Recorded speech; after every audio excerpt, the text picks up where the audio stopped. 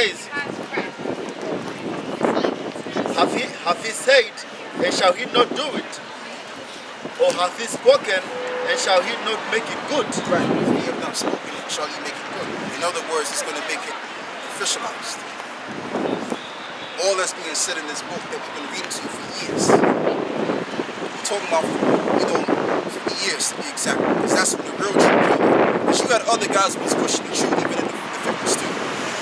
But Abba Bivens, he brought the truth though. The Lord gave him a little portion of what he know, and he brought that to the forefront, and then our elders took that upon themselves, and he grew in the spirit, and he found out the breakdowns.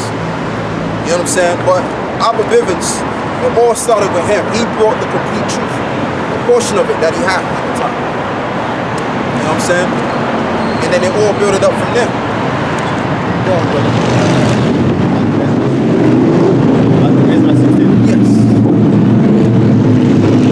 But second Ezra 16 and 4, and it says, the fire is set among you, and who may quench it?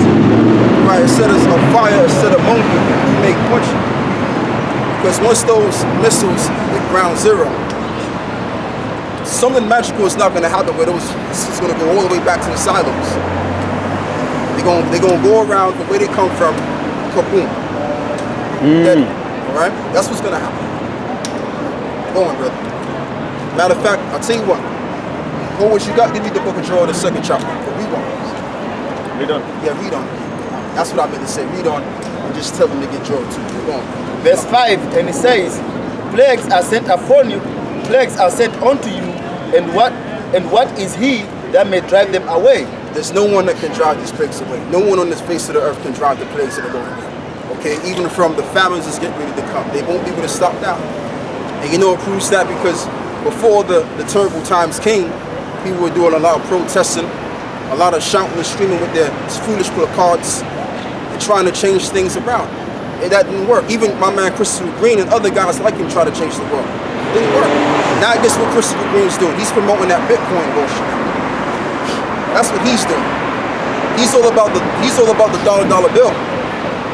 He was all about this American uprising and getting America back to square one. Now he's all about the money. Because even he knows that the shit is gonna hit the fan. So all of these people that came on the scene under the intent to change the world, they realize that they can't do it no more. And they get all upset, all oppressed, all sick in the mind, because they realize that it's nothing they can do about it. So let's read this again. And it says, verse 6, may any man drive away an hungry lion in the wood? Will any man drive away a hungry lion in the wood? No freaking way. You better move the hell out of the way, otherwise you're gonna be you're gonna be his dinner tonight. Okay? You're not gonna stop no hungry lion. So it's this, and even by dealing with our situation, we couldn't stop ourselves from going into slavery because it was preordained to happen. It was for the plans of the Lord. Because think about it, if we didn't go into slavery, then we wouldn't be here condemning this world today. So everything happens in complete order in the Word of God. Alright? But guess what? When it's all said and done, when this society's in the process of being destroyed, no one's not going to do nothing about it. The powers that be, they're going to do exactly what's fulfilled in prophecy.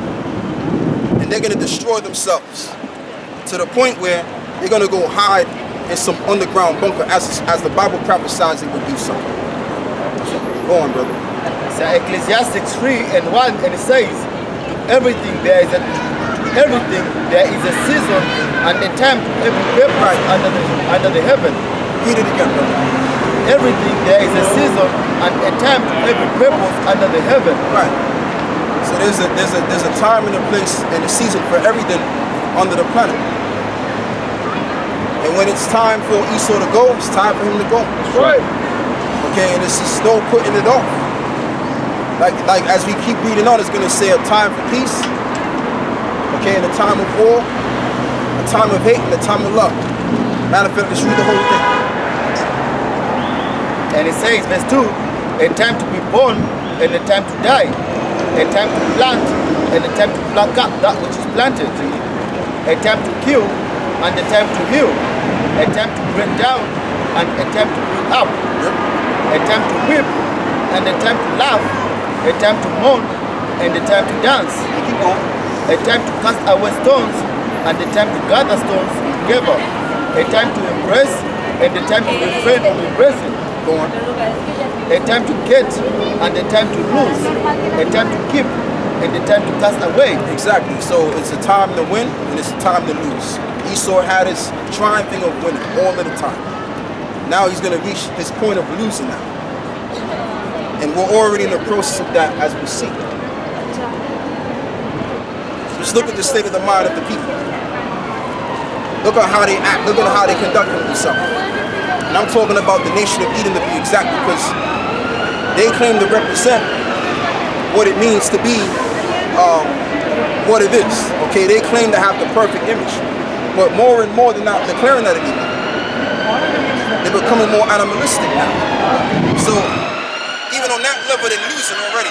But it's going to lead to that point where they're going to finally see the manifestation of their lust. In great shame it will be gone. And it says, a time to get, and a time to lose, a time to keep, and a time to cast away, a time to rent, and a time to sow, a time to keep silence, and a time to speak, Right, go on. a time to love, and a time to hate, a time of war, and a time of peace. Right, so we'll reach into that. We're already at that point. We're in a time of war, because you got to understand, when did World War III start? World War III started in 1990. Okay? And then now we're at a point where it's literally, at this point, we're so close to the point where all someone has to do is make the wrong mistake, and those missiles are going to go flying. Right. Now you ask me, or you ask us, is there going to be a world war? Is there literally going to be a world war? You can shake your head all you want, right? But I'm going to just put it out there. If you ask us, is there going to be a world war? We're going to say, yes, it will. That's right. All right? Without no hesitation. Because we know exactly that this is written. And this is something that Pastor Charlie Porkchop cannot read to you, because he doesn't understand it. And if he doesn't understand it, he won't teach you it anyway, because he got followers. He got followers to take care of and deceiving him, so that he can then gather change in his pockets, and he can live that lavish lifestyle that he got, and he can fly that jet plane he got. Go on, brother. So Revelation 11 and 14, and it says, the second war is past, and behold, the third war cometh quickly. Right, and the third war coming quickly. Let's read that one more time. What's up? Oh, okay. It says, Revelation 11 and 14, and it says, the second war is past. Right, what is the second war talking about? The second war is talking about the war that happened in 1939 to all the way to 1945. That's World War II. That's the second war that John the Revelator is referring to. The word war means destruction. So the second war is past, and there's another one that coming quickly. Go on. And it says, the second war is past, and behold, the third war cometh quickly. In other words, the third destruction is going to come quickly. So after World War II, now 40 years past, it now began in 1991. Excuse me, 1990. Okay? And now we're 29 years into the future, and we're pretty much dead set. I gotta start back up my lawn. Yeah, he does. Hell. Same one with hat, man. He got that same hat on, man. Come back, welcome Malone. Come and get cut. He's bugging out, ain't he? Because yeah, he's depressed. He's getting more depressed more and more. What are you saying, brother? Yeah, no, that's what you said it. He's bugging out because he knows what the apostles have been saying for the longest time, that he's an Edomite, and it's singing in his and he tried to be flippant, but you can see it's affecting him mentally. That's why he said, he considered himself as being Dr. Edom. Yeah. Because he said that the reason why he can say that, because he knows that the Edomites were destroyed and done away with. But like I'm going to say again, you're going to have to give substantial evidence if that's true. Yeah. And if you cannot find it, then it didn't happen. Go on, brother. Yeah, because you can see the judgments of Edom in the scriptures. Yeah. Now when you think about it, you you ask yourself, what if he is an Edomite? Then that means he's gonna put on the same judgments that are written in the scriptures for Edom. Exactly, man. Exactly. And the thing with vocab alone, he would be a caramel Edomite. If you got them chocolate Edomites and you got them caramel Edomites too, man. Or you call the beige rangers. Yeah. Some brothers call them beige rangers, you know. Anyway, brother, yeah, we don't. We what you got. So I remember someone said that they call them graham crackers. The graham crackers brown, but still brown. What's that, bro? They call it graham crackers. Oh yeah, right. The graham cracker is still brown, but still cracking it. So some kind of biscuit. Yeah, it's a biscuit. You got the wholemeal, you got the wholemeal bread, you got the white bread, you got the brown bread, you got different shades. Because hey, listen, man, I'm gonna say this too. Because in the scriptures it says that Israel is scattered abroad, right? Well, guess what? Esau is scattered abroad too. Yeah. Esau done scattered his seed all over the world. You even got Hamite lookalikes that go back to Esau. All right? Yeah. You got that, man. In South Africa, a lot of them will go back to Esau. Yeah. A lot of them, yeah. And they all chocolatey looking, man. That's what Esau does, man. He mingles his seed around. Yeah. But that's like Jacob. Jake does the same thing. That's how you know that they're brothers, man. But they're just one on the left hand and one on the right hand. You know?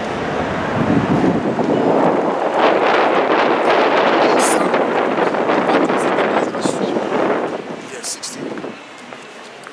Back to 2nd Ezra 16 and 6, and it says, may any man drive away an hungry lion in the wood, and may anyone quench the fire in stubble. Yeah. When it have begun to burn. Okay, like them are forest fires. Them forest fires are very hard to put down. Man. They bring helicopters and firefighters. Yeah. And then on the end of the luxury houses in the way they burn up, man. Like the other one, I don't remember what place it was, the way that all the celebrities had their homes there. Yes. That's in some place in California. California, yeah. A lot of them lost their homes. Places called Paradise. Yeah. Places called Paradise. Yeah, Paradise. That's what it's called. Yeah. Yeah, man. So There's got that hellfire on it, man. yeah, so I mean, it just goes to show you what we're saying is truth. But see, people, you know, we're in a time where people can play games and act silly and all of that, right? But it's going to come a time where there's going to be weeping and wailing. That's right. Yeah, and that's what it's going to be. That's why we're here to set that tone and to pretty much bring that vibration out of it. As the world is getting ready to end, and I'm not talking about the earth. I'm talking about the society is getting ready to end. And we're right around the corner, man. Come on, brother. And it Right says, around the corner. We are so close, it's not even funny. No, because I'm like behind the bus stop. verse 9 it says, verse 8 it says, verse 7 it says, may one turn again the arrow that is shot of a strong archer. What is that arrow talking about? That arrow is talking about the missile. Oh, yeah. Okay, that missile. Yeah. He might get missile as well. Yeah. Coming over here with that foolishness, man. Yeah. Whatever he's coming up with. You know, go on, brother. And it says, verse 8, the mighty Lord sendeth the plagues, and who is he that can drive them away? Right, and that's all you gotta read from there. You ain't even gotta read any more on that. So it says that the mighty Lord sendeth the plagues, and you may turn them back. It's every catastrophe, whether it be a disease or an economic shock, or anything to do with destruction of the masses of the people. It's all nothing but plagues that the Lord is gonna send. And there's different levels. Like for example, when you read the book of Revelation 16, it talks about the angels that revealed what was gonna happen.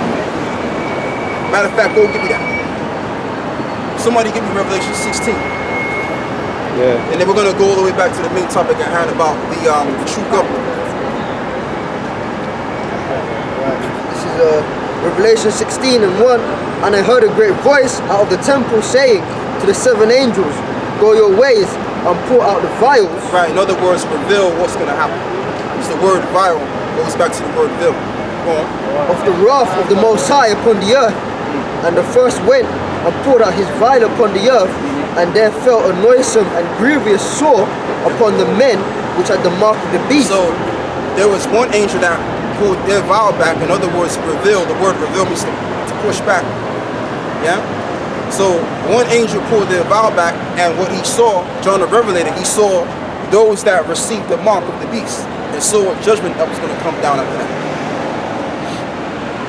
All right, he actually saw the mark of the beast. Saw those men that were destroyed because they took the mark of the beast. Now we're going to see another vow pushback. Go on. And upon them which worshipped his image, the second angel poured out his vial upon the sea, Right. and it became as the blood of the dead man, Okay. and every living soul died in the sea. Right. And the third angel poured out his vial upon the rivers Yeah. and fountains of water, and they became blood. Exactly, and that happened recently. It's I think it was in I forgot what country it was, but the waters turned bloodshot red. Yeah. Okay, Heard about that. so you have certain countries where rivers are turning blood red. Yeah. So that's prophecy too. Go on. And I heard the angel of the waters say, Thou art righteous, O Lord, which art and wast and shall be, because thou hast judged thus. Right. For they have shed the blood of the saints. Right. They have shed the blood of the saints. Who are the saints? The nation of Israel. Now, how was America? How was America taken over? It was taken over by blood. Like the elder brother required come, shout that brother out. He was talking about which man. Like it just goes to show you how evil and devilish this man is, man. Because if you look at one state, the brother was breaking it down on how you like, and it's true. One state is gigantic. Like for example, the state of Florida is a huge state. So you gotta imagine how many people they killed out of that one state. Yeah? That's a whole lot of bloodshed right there. So all they did was they just pretty much did a whole lot of killing just so they could take that land. So America was established by blood. Matter of fact, brother, give me Numbers 33. Numbers 33 verse 4. 35, 33, I mean. Numbers what? I think it's Numbers 34 in the last verse. It talks about warranty that established a town by blood. Something like that, man. I'm saying it wrong. I know I'm saying it wrong.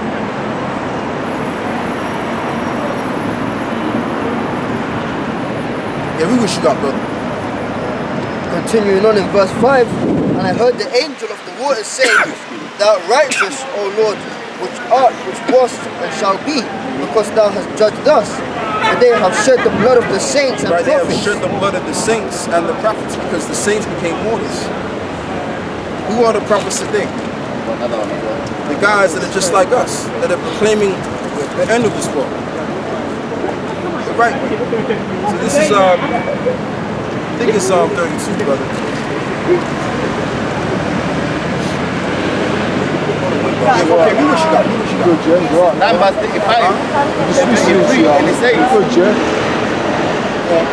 it says, So ye shall not pollute the land wherein ye are. Yeah, what did I say, brother? I said I didn't get the wrong piece of equipment. Oh, he said 35. It's like the brother getting to me. Okay, what is it? 35, 33. No, I'm saying what chapter? What's the name of the chapter? Numbers. Numbers. That's what it was. It was Numbers. I said Deuteronomy. I should have said Numbers. Well, I said Numbers. Okay, cool. You're going, brother. Numbers 35 and 33, and it says, Yeah. So ye shall not pollute the land wherein ye Yeah, are. that is the spirit, because I spoke about the northern kingdom, and he came. Looks like to me. Where you from? What's your nationality? Yeah. Jamaican, Jewish. Right. On your father's side, right? My father's Jamaican.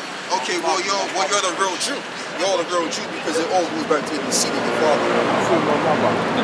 That's what they say. That's what they say. But that's not the true breakdown. Because the father carries the seed. Now when we look at the word father means the origin. So whatever I produce from this woman, okay, whatever seed she, pretty much holds and nourishes, that's my seed.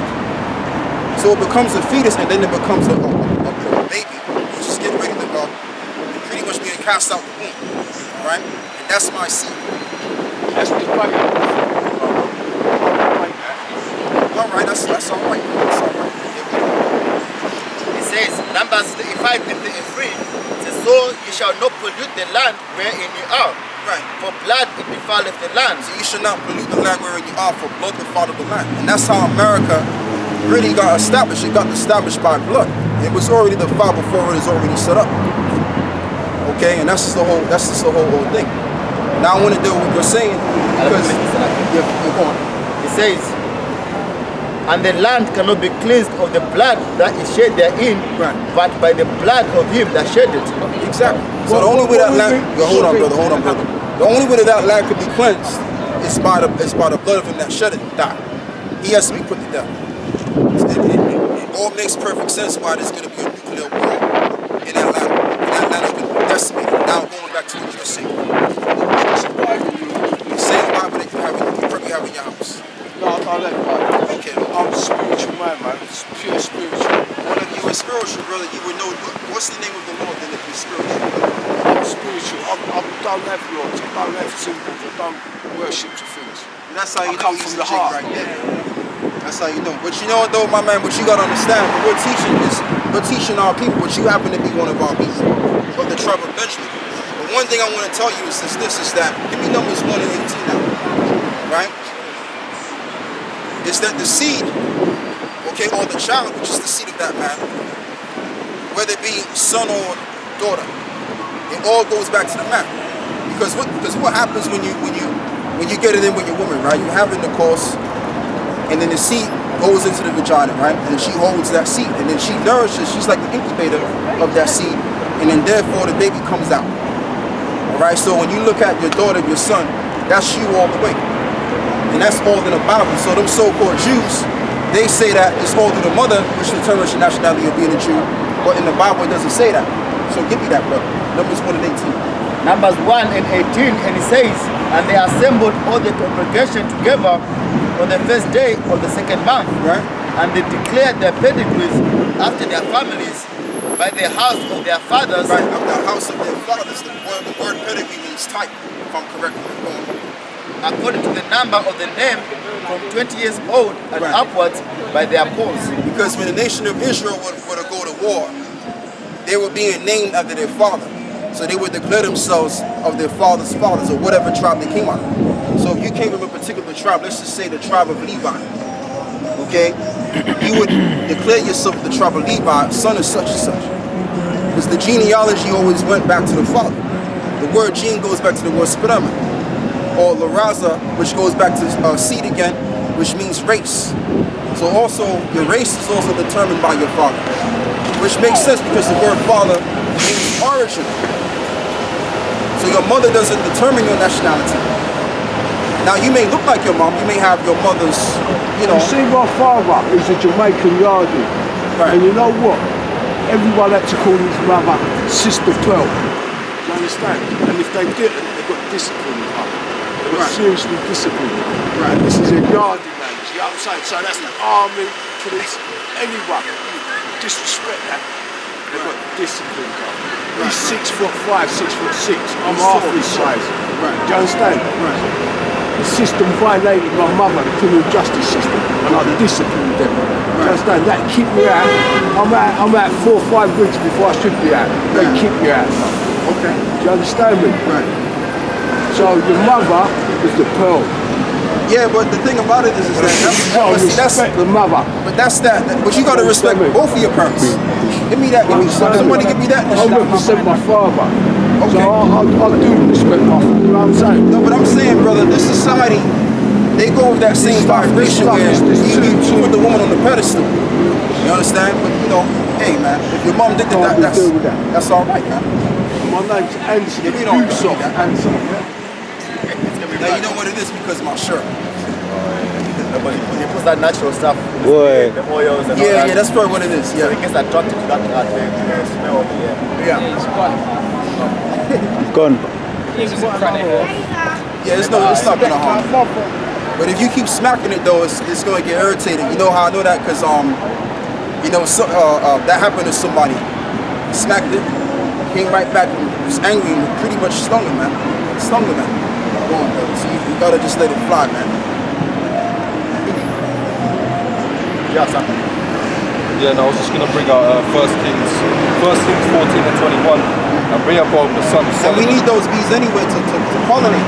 So you smacking them and you understand you can't do that, man. You gotta just let them do what they gotta do. You know, but if they sting you, that means you ain't right. And they die after one sting. Right, exactly. Well, that's, we ain't gotta worry about that, brother. Go on, bro. Yeah, this is 1 Kings 14 and 21. Rehoboam, son of Solomon, reigned in Judah. Rehoboam was 41 years old when he began to reign. Right, And he reigned 17 years in Jerusalem, the city which the Lord did choose out of the tribes of Israel to put his name there. And his mother's name was Naamah, an Ammonitess. So Rehoboam's mother was an Ammonite. So according to the so-called Jews, that would make Rehoboam an Ammonite. Exactly, man. That's not true. Exactly. Yeah, that would make, if that was the case, then King David would be a Moabite. He would be a heathen, another nation. But the point of the matter, your origin of who you are is not determined by the landmass you came out of, or your mother. It all determines your father. That's your origin. You carry your father's spirit, man. Like before you came on the scene, or before you were thought of, where was you at? You were swimming in the gonads of your father, man. That's where you was at. So I mean, the mother has a level of importance, of course. She does, because she nourishes the seed, and we need women to reproduce. But what this shoe is all about, and what the realness is all about, it's all about the men. The men do the building. The men do the construction of everything. All right, women are not set up to build anything or to construct anything. The men are set up for that. We're the pillars of the nation. Go on, brother. The Lord is setting up men, not women. This is Matthew chapter 1 verse 1, the book of the generation of Yahushua, the son of David, the son of Abraham. Exactly. So when you read, when you read Matthew 1, it talks about the genealogy of Yahushua. It mentions not one woman in it. Why is that? Because your genealogy, which goes all the way back to the word genes, and I believe in the Greek, it also goes back to the word race. Laraza, which means race in the Latin. So your genealogy is determined by your father. You got some cultures in different countries still practice that ideology, which goes all the way back to the Bible. And you can go on. Shalom, brother. Shalom. You know what I'm saying? So that's what it's all about, man. All we bringing about to you is the complete truth that was without, and restoring it back on the earth again, and publicating it. Go on. And it says, Abraham begat Isaac, and Isaac begat Jacob, and Jacob begat Judas and his brethren, and Judas begat Perez, and Zerah, and of Tamar, and Perez begat Ezra, and Ezra begat Aram. Right. It just goes all the way down. Yeah, so we don't have to read, we already get the point on that. You know what I'm saying? So at the end of the day, the prophets and any kind of man that was, if they were to go seek out their genealogy, their great-great-grandfathers would be there in the midst. You wouldn't find, they wouldn't have to go and check out your foremothers. Your foremothers didn't matter. It was basically your great-great-grandfather. Okay? Like I said, everything is going to start and begin with men. That's how it is right now, man. And like Theresa May, you may look at Theresa May like, okay, well, the woman became prime minister, but who allowed her to be prime minister? Men. Okay? Who's really setting this society up to continue as it is? Men are. So men are the building blocks of the nation, or a building block of the kingdom. Yep. They are the constructors, they are the builders. And without men, there would be no sort of building going on, no foundation. Men set the foundation. Right? And that's what we bringing to you. We just bringing you the truth, man. Precept up. Go on, brother. First Chronicles 12:21 says, and they helped David against the band of the rovers, for they were all mighty men of valor, and were captains in the host. Okay. So it goes on to go into all the tribes. One more. 25.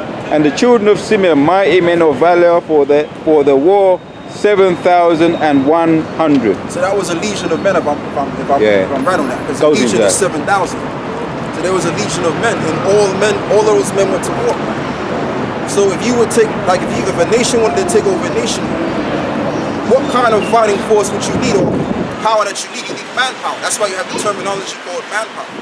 Not woman power, but manpower to build things or to take over another society. Like right now, we're actually moving and destroying the society right now by the Spirit. Because this society is known as a mountain or a hill.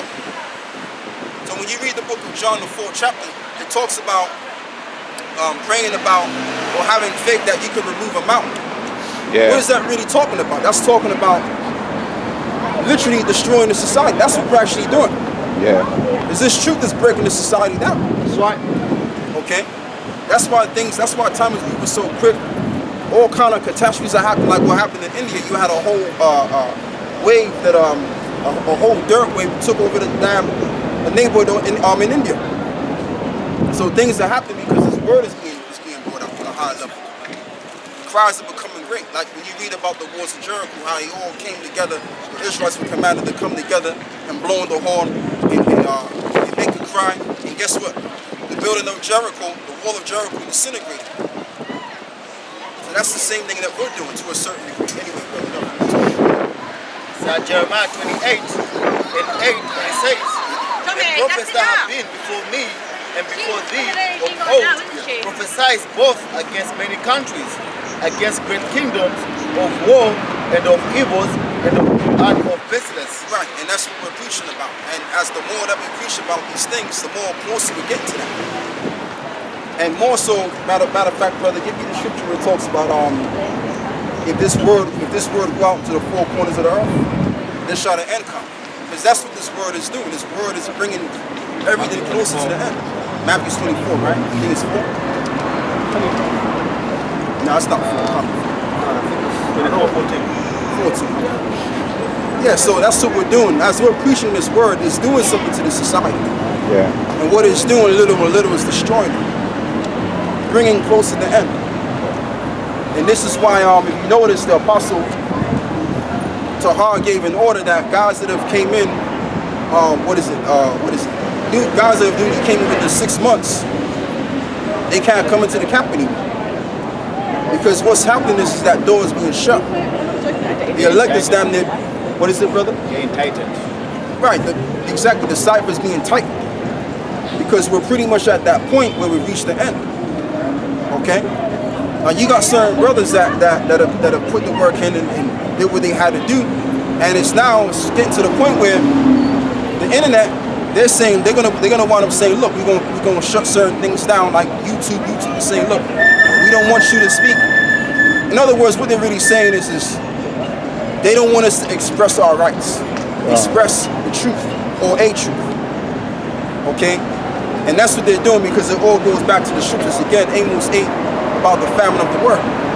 Because the elect is pretty much damn near silver. Go on, bro.